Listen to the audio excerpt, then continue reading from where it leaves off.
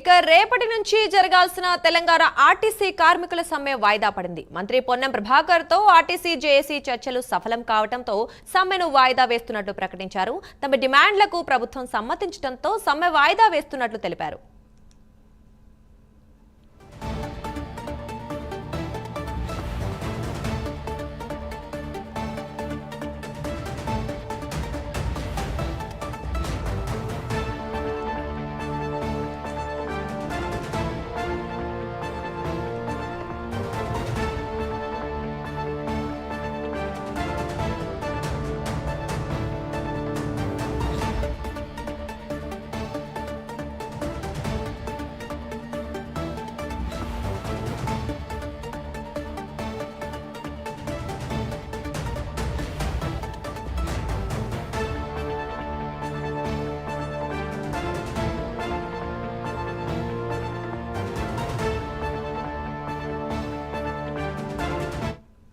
Breaking news చూస్తున్నాం. రేపటి నుంచి జరగాల్సిన తెలంగాణ ఆర్టీసీ కార్మికుల సమ్మె వాయిదా పడింది.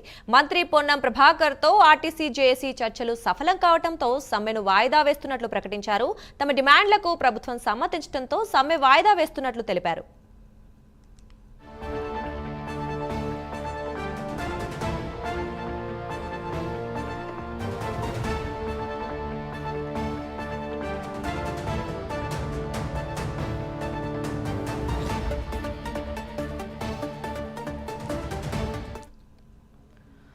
ఇక రేపటి నుంచి జరగాల్సిన తెలంగాణ ఆర్టీసీ కార్మికుల సమ్మె వాయిదా పడింది. మంత్రి పొన్నం ప్రభాకర్ తో ఆర్టీసీ చర్చలు సఫలం కావడంతో సమ్మెను విరమిస్తున్నట్లుగా చెప్పారు. ఇక ఇదే విషయం గురించి మరింత సమాచారం మా కరెస్పాండెంట్ అజీం అందిస్తారు.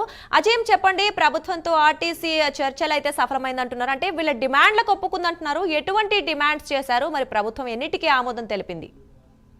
సచివాలయంలో ఏదైతే మంత్రి పొన్నం ప్రభాకర్ తో ఆర్టీసీకి సంబంధించినటువంటి జేఏసీ అలాగే కార్మిక సంఘాల నేతలందరూ కూడా ఏదైతే చర్చలో పాల్గొన్నారు, ఈ చర్చలో పాల్గొన్నటువంటి సమయంలో పొన్నం ప్రభాకర్ పదే పదే కూడా ఏదైతే సమ్మె అనుకుంటున్నారో ఆ సమ్మెను మొదటగా అయితే ఖచ్చితంగా నిలిపివేయాలని చెప్పి కూడా ఏదైతే విజ్ఞప్తి చేస్తూ వచ్చారు. సో ప్రభుత్వం మీ సమస్యలు వినడానికి సిద్ధంగా ఉంది, మీ డిమాండ్స్ ని పరిష్కరించడానికి సిద్ధంగా ఉంది, అయితే ఒక్కొక్కటిగా పరిష్కరిస్తామని చెప్పి పొన్నం ప్రభాకర్ చెప్పుకొచ్చినట్టు కూడా మనకు తెలుస్తుంది. అయితే సంఘాలు కోరినటువంటి డిమాండ్స్ ఏవైతే ఉన్నాయో వాళ్ళ డిఏలు కావచ్చు, టీఆర్లు కావచ్చు, టీసీఎస్ కావచ్చు, ఇవన్నీ ఏవైతే డిమాండ్స్ వారు ప్రభుత్వం ముందు అయితే పెట్టారో ఈ పెట్టిన డిమాండ్స్ అన్నింటినీ కూడా ఒక్కొక్కటిగా ప్రభుత్వం ఖచ్చితంగా నెరవేరుతుందని చెప్పి కూడా ఏదైతే పొన్నం ప్రభాకర్ చెప్పారో, ఎందుకంటే ఇప్పటికే ముఖ్యమంత్రి సిద్ధంగా ఉన్నారు, నేను ఎప్పుడు పడితే అప్పుడు నాతో చర్చించడానికి సిద్ధంగా ఉన్నానని ఇప్పటికే కార్మిక సంఘాలకు చెప్పుకుంటూ వస్తున్నాను. సో ఈ నేపథ్యంలోనే అటు జరిగినటువంటి సమావేశంలో ఏదైతే ఆర్థిక సమస్యలపై ముఖ్యమంత్రి గారితో మాట్లాడి చర్చించి ఒక నిర్ణయం తీసుకుంటామని చెప్పి కూడా ఏదైతే పొన్నం ప్రభాకర్ ఏదైతే ఆర్టీసీ జేఏసీ కార్మిక సంఘాలకు ఏదైతే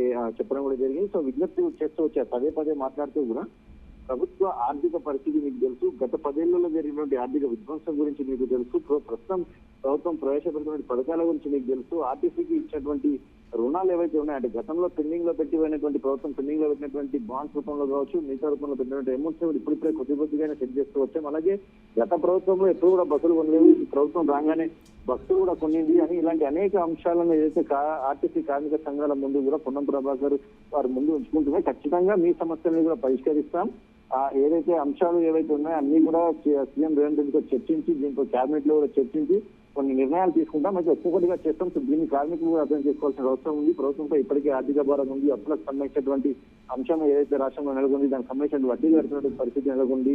సో ఇలాంటి అనేక అంశాలు ఏదైతే పొన్నం ప్రభాకర్ కూడా కార్మిక సంఘాలకు సంబంధించిన నేతల దృష్టికి తీసుకెళ్లడంలో సక్సెస్ అయ్యారు. టీజీఎస్ ఆర్టీసీ ఉద్యోగులకు 2013 నుండి చెల్లించాల్సిన బాండ్ మొత్తంలో చెల్లించిన 400 కోట్ల రూపాయల గురించి కూడా ఏదైతే పొన్నం ప్రభాకర్ గుర్తు చేశారు. అలాగే 2017 పే స్కేల్ 21% ఇచ్చింది, సంవత్సరానికి 400 కోట్ల భారం ప్రభుత్వానికి పడుతుంది. సో పిఎఫ్ ఆర్గనైజేషన్ సుదీర్ఘకాలం పెండింగ్ లో ఉన్నటువంటి 1039 కోట్లకు సంబంధించిన అంశంపై కూడా, అలాగే నెలవారీ పిఎఫ్ కాంట్రిబ్యూషన్ జనవరి 2024 నుండి క్రమం తప్పకుండా చెల్లించబడుతుందని చెప్పి కూడా ఏదైతే ఆర్టీసీకి సంబంధించిన కార్మిక సంఘాలకు చెప్పడం కూడా జరిగింది. ఇక చాలా కాలంగా పెండింగ్ లో ఉన్న టీసీఎస్ బకాయిలు ఉద్యోగులకు 340 కోట్ల రూపాయలు కూడా చెల్లించామని చెప్పి కూడా పొన్నం ప్రభాకర్ గుర్తు చేశారు. సో ఆర్టీసీలో కొత్తగా ఏదైతే నియామకాలు చేపడతాం, ఇలా ఆర్టీసీని బలోపేతం చేసే దిశగా వెళ్తున్నాం. ఈ సమయంలో సమ్మె చేసినట్టయితే ఖచ్చితంగా ఏదైతే మరింత వెనకబడిపోతుంది, వ్యవస్థ కుప్పగోలిపోతుంది, ఆర్టీసీ భారీ నష్టాలకు వెళ్లిపోతుంది, ఇలాంటి అనేక అంశాలు చెప్పుకుంటూనే రాష్ట్ర ఆర్థిక పరిస్థితి కొద్దిగా మెరుగుపడుతుంది. సో ఈ నేపథ్యంలో మీరు సమ్మె చేసినట్టయితే మాత్రం ఖచ్చితంగా ఆర్టీసీ వ్యవస్థ కుప్పవలిపోతుంది, రాష్ట్ర ప్రభుత్వంపై ఆర్థిక భారం పడుతుంది. సో ఈ నేపథ్యంలో ప్రభుత్వం చెప్పినటువంటి